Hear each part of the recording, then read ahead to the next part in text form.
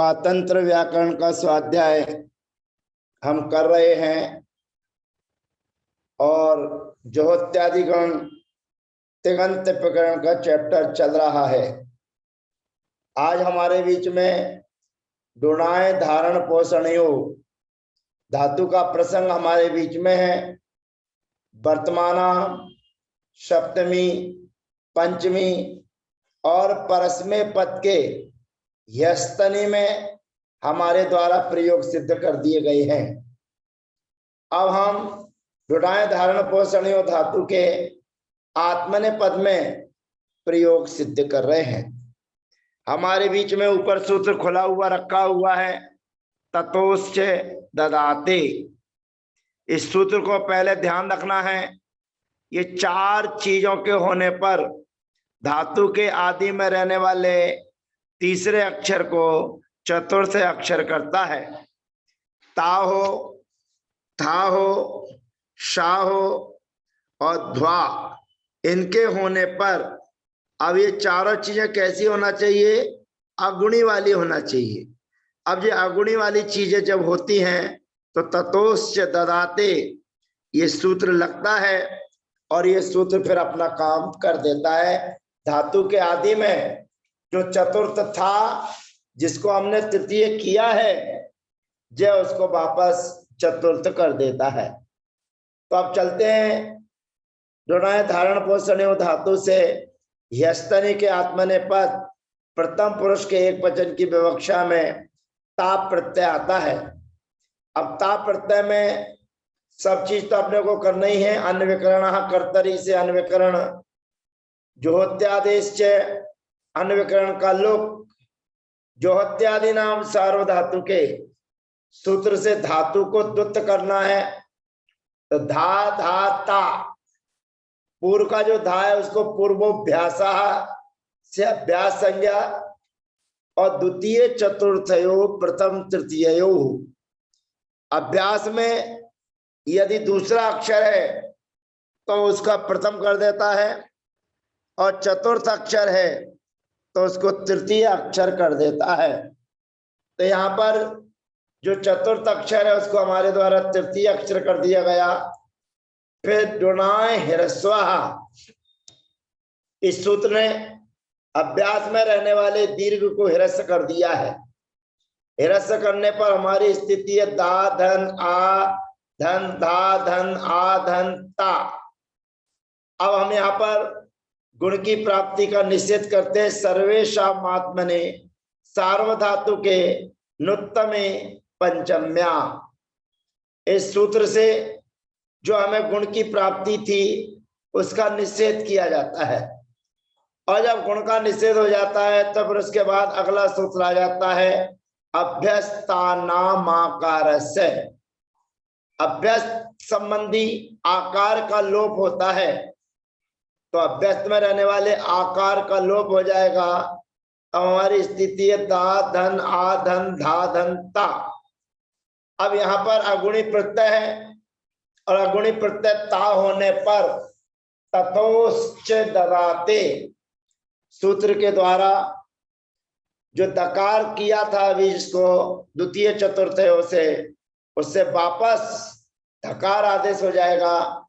और जो दूसरा धकार है उसके अघोषेश वसीताम प्रथमा सूत्र से प्रथम अक्षर हो जाएगा। कोई सामने ता अघोष है और ता अघोष के होने पर धा को प्रथम अक्षर हो जाएगा और अड धात्वादिर ह्यस्तन्य दत्तनी क्रियाति पत्तिषु सूत्र के द्वारा धातु के आदि में अट का आगम हो जाएगा और व्यंजन स्वरम परवर्णम नहित लगाएंगे तो हमारा सूत्र बन जाएगा अधत्त। अब आताम प्रत्यय लाएंगे आताम।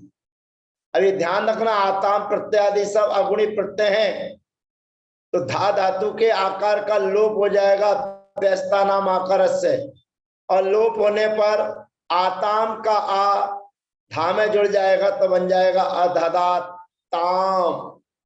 माने डुडाए धारण पोषणियों से आत्मने के पद की विवक्षा में आताम प्रत्यय लाए धा धन आताम, और अभ्यास आदि काम करने पर अन्विकरणा कर्तरी ज्योत्यादेश ज्योत्यादि नाम सारो धातु के पूर्वाभ्यास द्वितीय चतुर्थयो प्रथम तृतीयो और डुडाए ह्रस्वाहा। ये सारा काम करने पर हमारी स्थिति है दा धन आ, धन धा धन आ, धन आताम। अब यहाँ पर सर्वेषाम आत्मने सार्वधातु के नुक्तमे पंचम्या सूत्र से गुण की प्राप्ति का निषेध होने पर अभ्यस्तानामाकारस्य, उस सूत्र के द्वारा धातु पे रहने वाले आकार का लोप हो जाएगा और धातु के आदि में रहे अटका हो जाएगा। अट धात्वादिर ह्यस्तन्य त्यक्तनि क्रियाति पत्तिषु, और इससे फिर धातु के आदि में अटके आगम का करके हमारा प्रयोग सिद्ध हो जाएगा अददाताम व्यंजन मस्वरम परवर्णम निहित के माध्यम से। अब अंताम प्रत्यय आएगा तो यहाँ पर ये सब काम हो जाएंगे। फिर एक सूत्र और लग जाएगा आत्मने च नकारात्, आत्मने पद में नकार का लोप हो जाता है तो बनेगा अददताम। फिर उसके बाद में अगली स्थिति के लिए हमारे पास में आता है थास।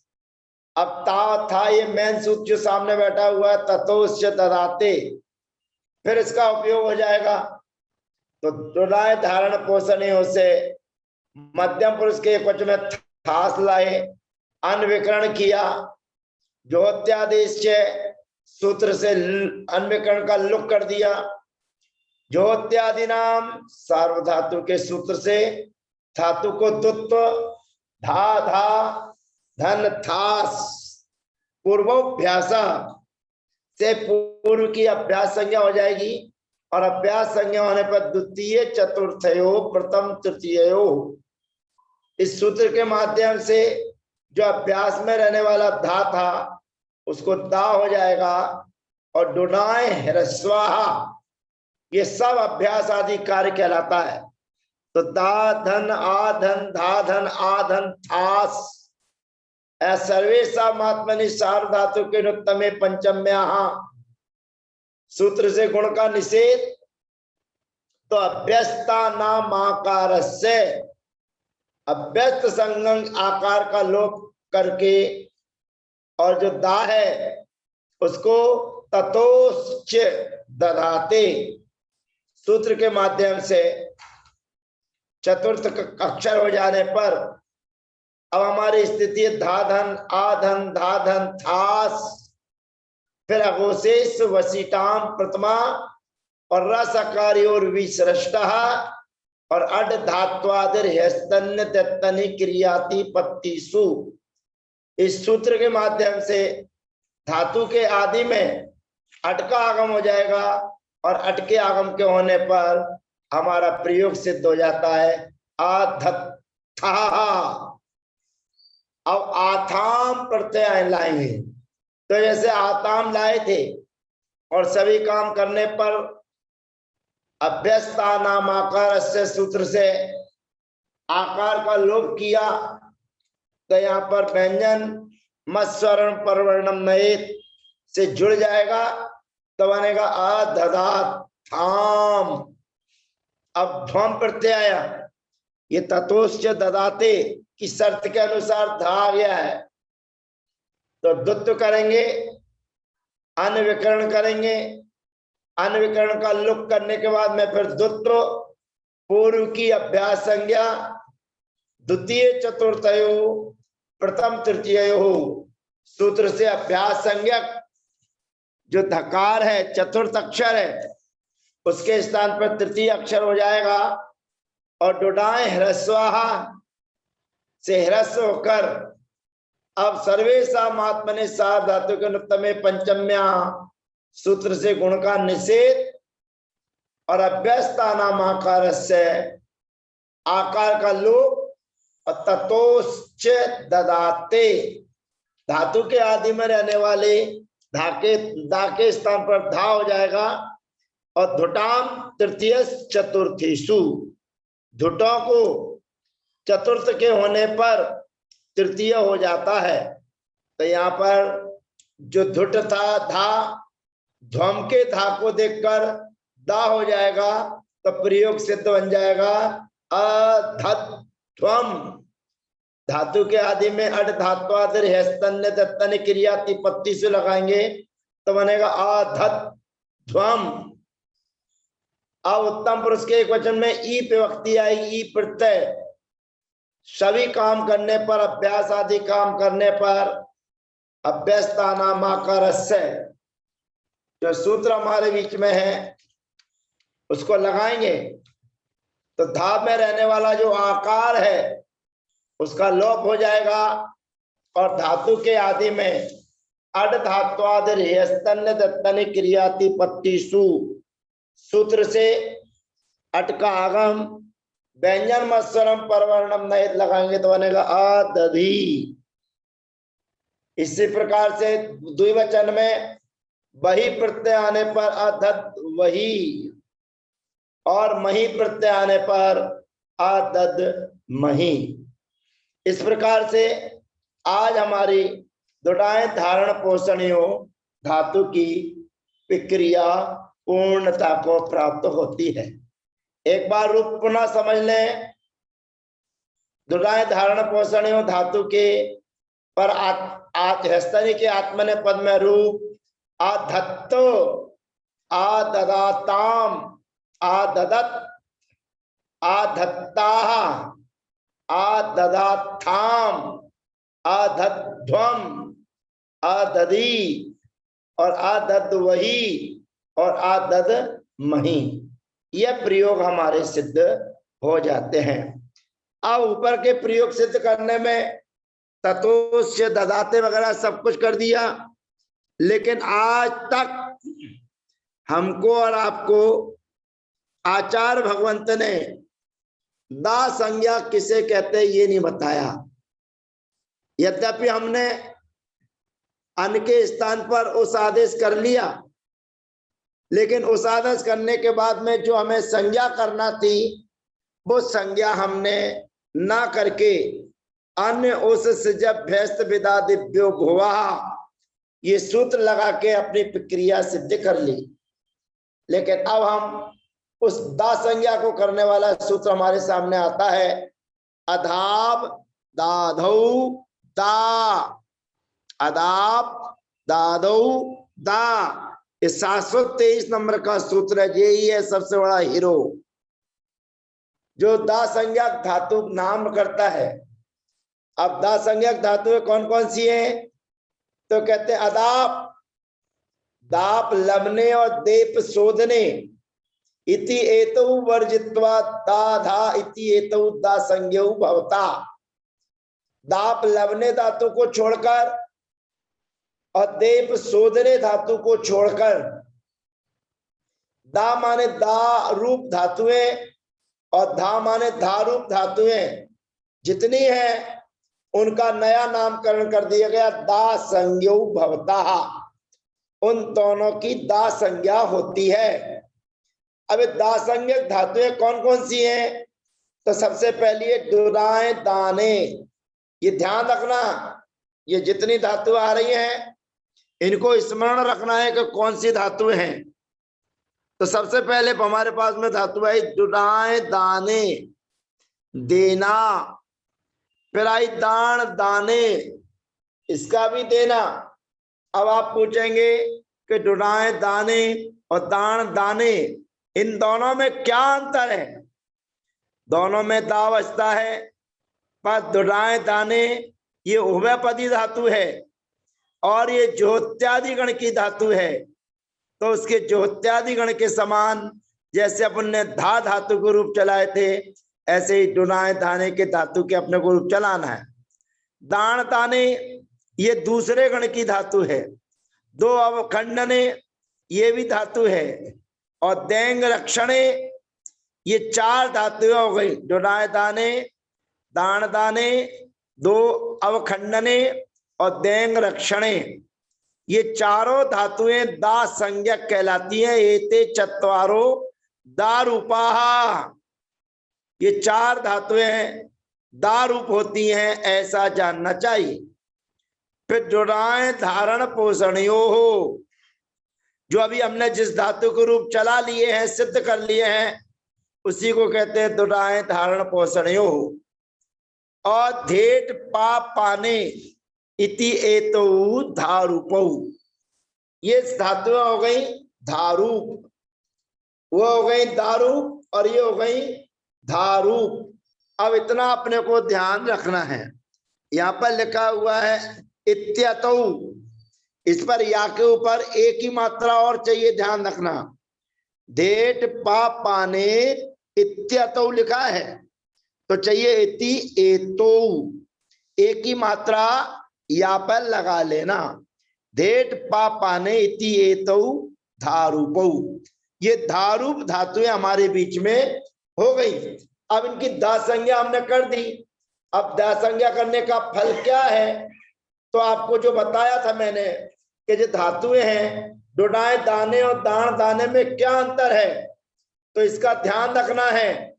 डुडाए दाने जो इत्यादि गण की धातु है, इसमें धातु को दुत्त होकर बनता है ददाती, और दान दाने ये भुवादि गण की धातु है, जिसमें हमने सीखा था यक्षति, दानो यक्षः, दान के स्थान पर यक्ष आदेश होता है तो वहां बना था यक्षदी।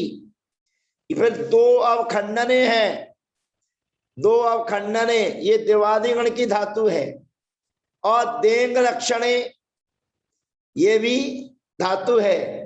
तो ये चार धातुएं कहलाती हैं दारूप।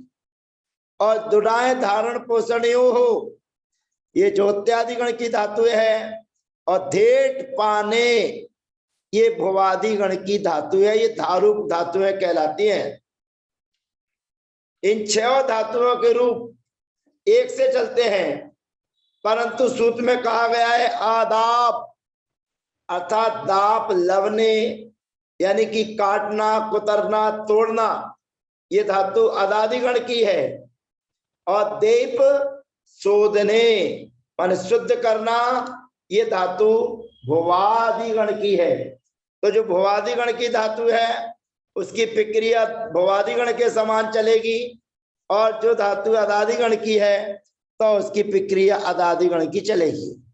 ये छह धातुएं जो हो गई, ये छह धातुएं दा संज्ञक कहलाती हैं। और इन छह धातुओं में जो भी कार्य होगा वो सबका एक सा काम होगा। अब दा संज्ञक काम कौन कौन से होते हैं, तो अभी आगे 724 नंबर का सूत्र हमारे सामने है। वो कहता है दामा गायति पिबति स्थास्यति जहाति नामीकारो व्यंजनादौ, ये 724 नंबर का सूत्र है। और यदि आपको याद हो तो पीछे भुवादि गण के समय पर हमने पा पाने का जो भाववाच्य और कर्मवाच्य में प्रयोग किया था, स्था धातु का भाववाच्य और कर्मवाच्य में प्रयोग किया था, वहां पर ये सूत्र काम में आ चुका है। एक बार 724 नंबर का सूत्र दामा गायति पिबति स्थास्यति जहाति नामीकारो व्यंजनादौ, ये धातु में रहने वाले जो आ हैं उनको ईकार आदेश करता है, ईकार। अब यद्यपि हमने डोडाए धारण पोषणियों के पूर्व रूप सिद्ध कर लिए हैं, तो धा धातु से सार धातु के यण से यण विकरण करेंगे, ते प्रत्यय लाएंगे, और ते प्रत्यय लाने पर दामा गायति पिबति स्थास्यति जहाति नामीकारो व्यंजनादौ, सूत्र से आकार के स्थान पर ईकार आदेश हो जाएगा तो बनेगा दीयते धीयते। दूसरा काम, जो दा धा धातु के पंचमी के परस्मै पद में जब ही विभक्ति आती है तो उस समय दास्त्योरेभ्यास लोपश्च, दास्त्योरेभ्यास लोपश्च, 663 नंबर का जो सूत्र आता है, उस 663 नंबर सूत्र के कारण ही के होने पर अभ्यास का लोप होता है और अभ्यास के लिए ए आदेश हो जाता है। फिर उसके बाद में स्थादोष च, ये 795 नंबर का सूत्र है। स्थादोष च, ये सूत्र से अनिट धातुओं में गुण नहीं करता है। फिर 794 नंबर का सूत्र है स्थादो री रद्द तन्या मात्मने, ये सूत्र भी धासूत्र से जो अंत को ई आदेश कर देता है। इसलिए इस सूत्र के ध्यान रखना, ये दा संज्ञक धातुओं में 4 काम विशेष होते हैं। दामा गायति पिबति स्थास्यति जहाति नामी कारो व्यंजनादौ दास्त्यो रेभ्यास लोपश्च, और 795 नंबर का सूत्र है स्थादोश्च, और 794 नंबर का सूत्र है स्थादो री रद्द तन्यामात्मने। ये सूत्रों का प्रयोग दासंज्ञक धातुओं के लिए होता है। तो दासंज्ञक धातुओं में इनका प्रयोग करने पर हमारा धीयते और दीयते ये प्रयोग हमारे सिद्ध हो जाते हैं। अब ये 724 नंबर के सूत्र में अनेक धातुएं हमारे बीच में दर्शाई गई हैं। उन सभी धातुओं का प्रयोग हम अगले सत्र में आपके बीच में रखेंगे। दा माने दासंज्ञक, मां माने जो हमारी धातु थी मां, वो चल चुकी है, उसके आकार के स्थान पर इकार आदेश हो जाएगा। जब भाववाच्य और कर्मवाच्य में हम प्रयोग सिद्ध करेंगे तब। पिबती धातु भुवादि गण की है, इसके प्रयोग हमने सिद्ध कर लिए। स्था धातु भी भुवादि गण की है, इसका भी हमने प्रयोग सिद्ध कर लिया है। अब उसके बाद में आगे जो जो धातुएं बताई गई हैं हमारे बीच में, उन धातुओं में अभ्यास के लिए ये काम करता है, तो उसके आकार के स्थान पर ईकार आदेश कर देता है। फिर इसमें लिखा है गायति माने गई, गाना, ये भुवादि गण की धातु है। स्था गति निर्वर्तौ ठहरना, और सो अंत कर्मणि ये देवादि गण की धातु है। और उसके बाद में ओहाक त्यागे, जिसका जाति बनता है, ध्यान रखना, ओहाक त्यागे और ओहांग गतौ, दोनों धातुओं में अंतर समझ लेना। ओहाक त्यागे परस्मै पद की जोत्यादि गण की धातु है, और ओहांग गतो यह ये उभयपदी धातु जोत्यादि गण की है। इस प्रकार इन धातुओं की सिद्धि हम अगले सत्र में आपके बीच में करेंगे। तब तक के लिए विदा होते हैं, आपसे आज्ञा लेते हैं। सभी को जय जिनेन्द्र, सभी का यथा योग अभिवादन।